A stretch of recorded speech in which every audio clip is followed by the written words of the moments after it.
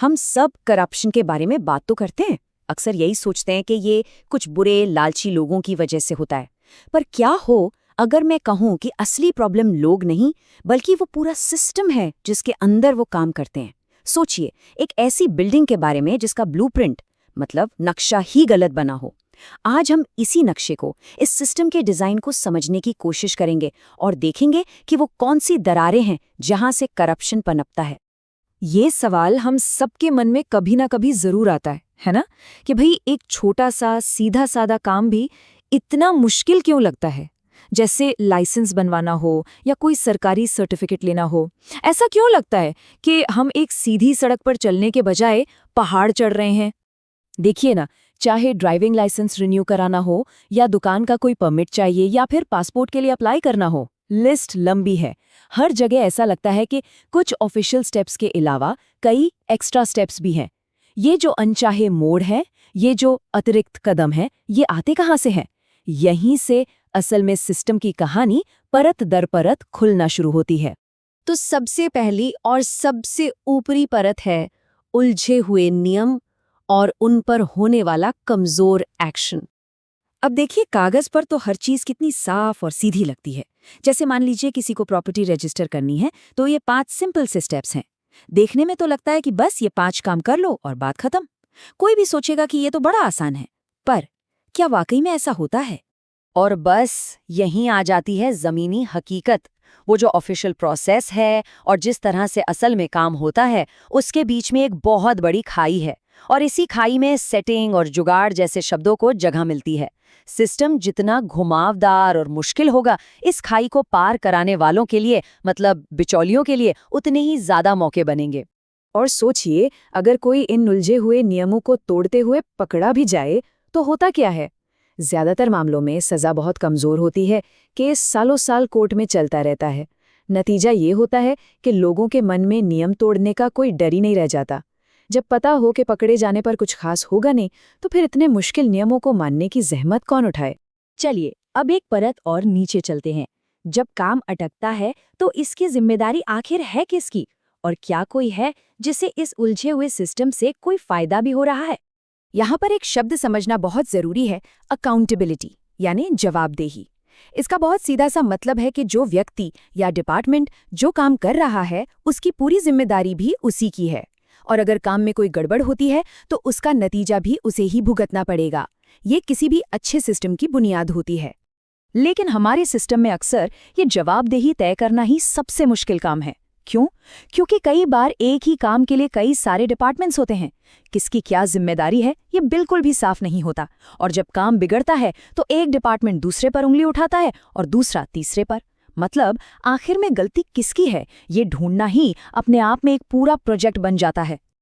और यहीं पर सिस्टम का एक बहुत बड़ा कंफ्यूजन सामने आता है। देखिए, कागज पर तो सिस्टम का मकसद है जनता की सेवा करना, काम को जल्दी करना और सब कुछ पारदर्शी रखना। लेकिन असल में कई लोगों के लिए असली इंसेंटिव या असली फायदा ठीक इसका उल्टा करने में होता है।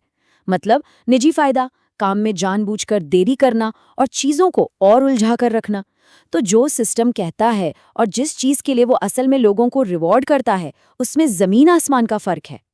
और जब ये सब कुछ, मतलब उलझे नियम और जवाबदेही की कमी, सालों साल तक चलती रहती है, तो ये धीरे धीरे हमारी सोच, हमारी आदत, हमारी कल्चर का हिस्सा बन जाती है। और ये इस प्रॉब्लम की सबसे गहरी और सबसे मुश्किल परत है।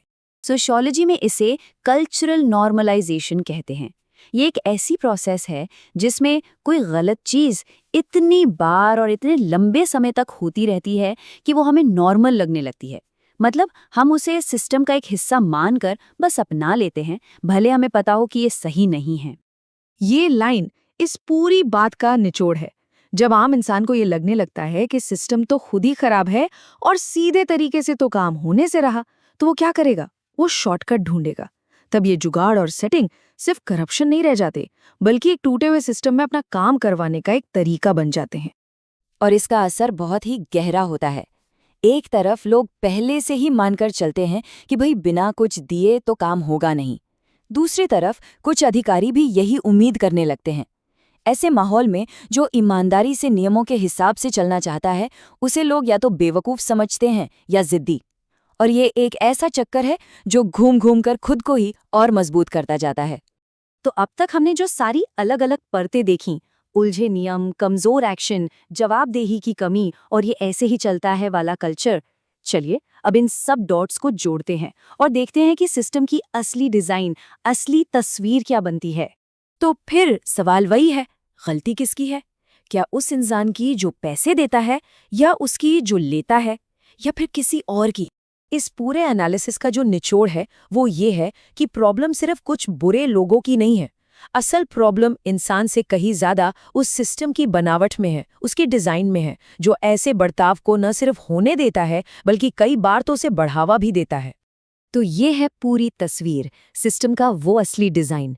सबसे पहले उलझे हुए नियम मौके बनाते हैं, फिर कमजोर एक्शन पकड़े जाने के खतरे को कम कर देता है, इसके बाद गलत इंसेंटिव्स गलत काम करने पर इनाम देते हैं, जवाबदेही की कमी इसमें शामिल लोगों को बचाती है, और आखिर में ये सब इतना आम हो जाता है कि ये हमें नॉर्मल लगने लगता है।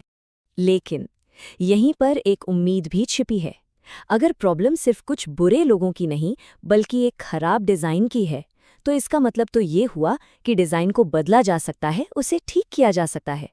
अगर हम उस नक्शे को समझ सकते हैं जिसकी वजह से ये पूरी इमारत टेढ़ी बनी है, तो शायद हम सब मिलकर एक नया और बेहतर नक्शा बनाने की शुरुआत भी कर सकते हैं।